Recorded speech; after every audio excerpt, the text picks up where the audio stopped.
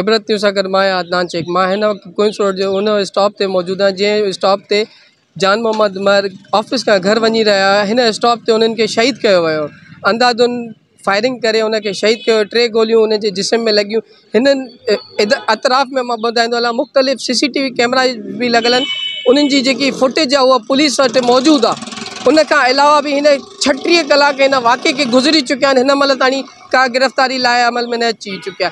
सुबुह बि press club खां लाला असद जी जानिब यूनियन ऑफ जर्नलिस्ट जी कॉल ते ऐं सखर प्रेस क्लब जी कॉल ते हिकिड़ी रैली कढी वई।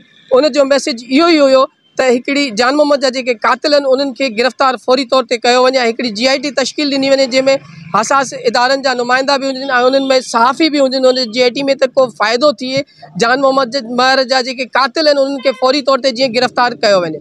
कैमरा टीम सां गॾु अदनान शेख, इबरत न्यूज़ सखर।